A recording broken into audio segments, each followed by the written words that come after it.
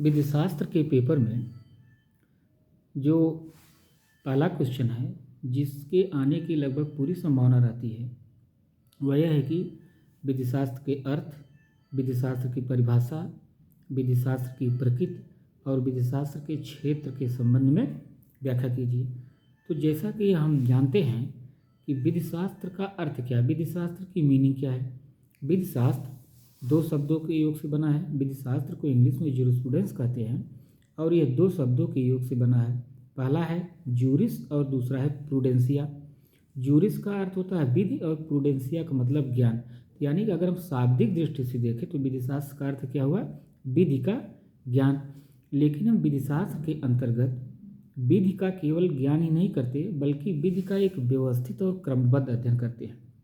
विधि का कैसा अध्ययन करते हैं, व्यवस्थित और क्रमबद्ध अध्ययन करते हैं कि विधि की प्रकृति क्या है, विधि की उपयोगिता क्या है, क्या विधि जिस उद्देश्य से बनाई गई थी क्या वह अपने उद्देश्य में सफल हो रही है कि नहीं हो रही है। आज विधि के सारे पहलुओं पर हम विधिशास्त्र के अंतर्गत अध्ययन करते हैं विधि का। दूसरी चीज़ जो इसमें आती है विधिशास्त्र की परिभाषा। चूँकि जो विधिशास्त्र की परिभाषा है, विधिशास्त्र को परिभाषित करते हुए अलग अलग विधिशास्त्रियों ने विधिशास्त्र की अलग अलग परिभाषा दी है, जिसमें से सबसे पहली जो परिभाषा है दी है वह अल्पियन की है। अल्पियन ने विधिशास्त्र को परिभाषित करते हुए कहा कि विधिशास्त्र उचित एवं अनुचित का ज्ञान है। यानी कि उनकी जो परिभाषा है वह बहुत विस्तृत परिभाषा है। और दूसरी परिभाषा सिसरो ने दी।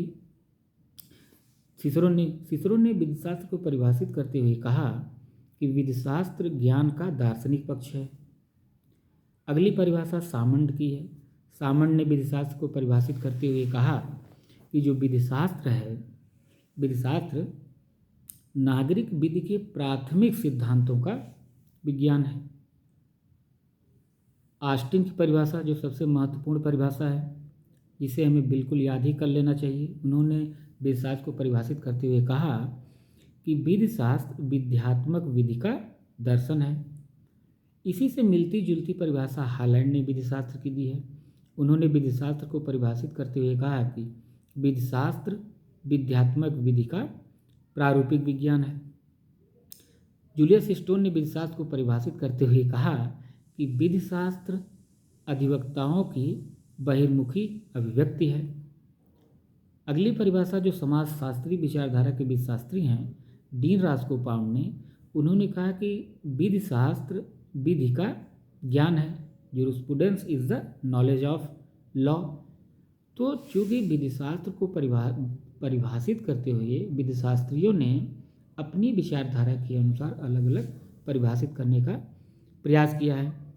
लेकिन चूँकि जो विधि है वह किससे जुड़ी हुई है, व्यक्ति से जुड़ी हुई है, व्यक्ति के समव्यवहार से जुड़ी हुई है, समाज में व्यक्तियों के आचरण से जुड़ी हुई है। तो परिभाषाएं अलग अलग हो सकती हैं, लेकिन विधिशास्त्र का वास्तविक उद्देश्य क्या है, विधि का अध्ययन सामाजिक परिवेश के अंतर्गत कैसा हो रहा है।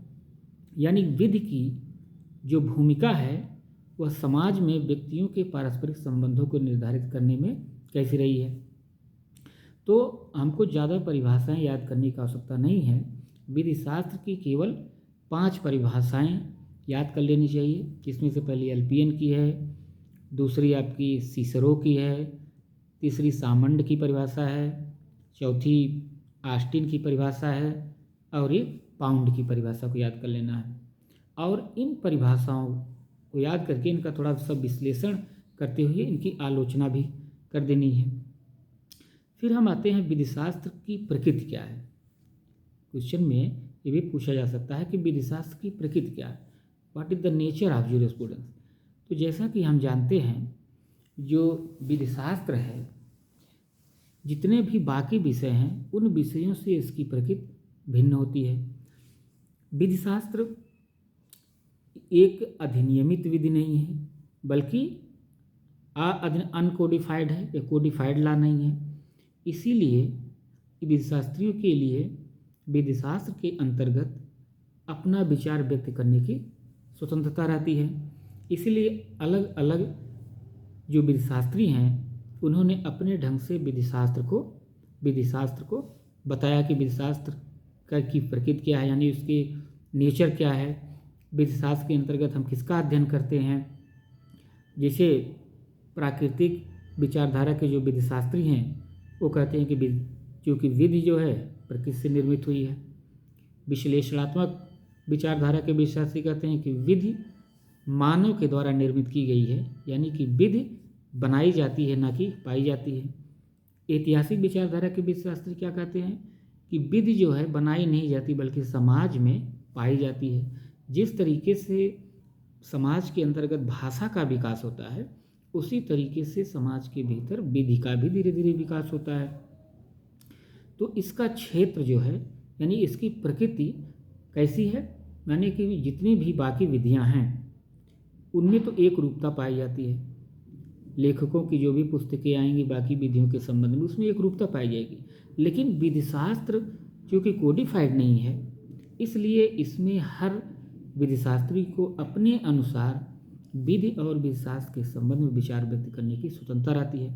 यानी एक तो हम विधिशास्त्र के अंतर्गत विधिक सिद्धांतों का अध्ययन करते हैं, दूसरी हम जो विधि की संकल्पनाएं हैं, यानी कि जैसे कब्जा से क्या तात्पर्य है, विधिक व्यक्तित्व क्या है, संपत्ति क्या है, स्वामित्व क्या है, दायित्व क्या है आदि का अध्ययन भी हम विधिशास्त्र के अंतर्गत करते हैं। दूसरी चीज़ आती है जो पूछा जा सकता है कि विधिशास्त्र की विषय वस्तु क्या है, यानी विधिशास्त्र के अंतर्गत हम किन चीज़ों का अध्ययन करते हैं।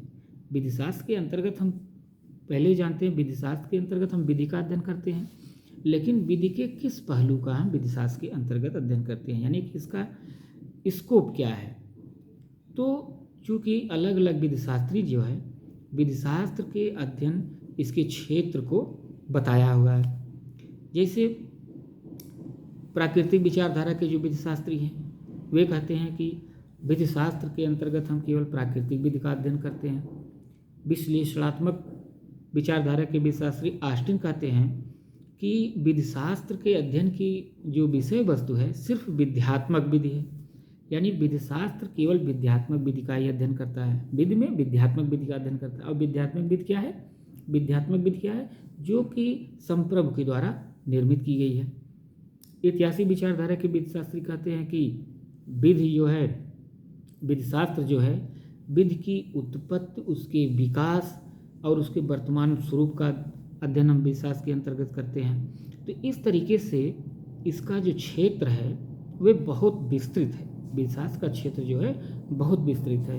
विधिशास्त्र की कोई क्षेत्र को निश्चित नहीं किया जा सकता है, क्योंकि जो भी विधिशास्त्री हैं उनको अपने अपने अनुसार अपना विचार व्यक्त करने की स्वतंत्रता होती है विधिशास्त्र के अंतर्गत। इसलिए विधिशास्त्र का जो क्षेत्र जो है बहुत विस्तृत हो जाता है।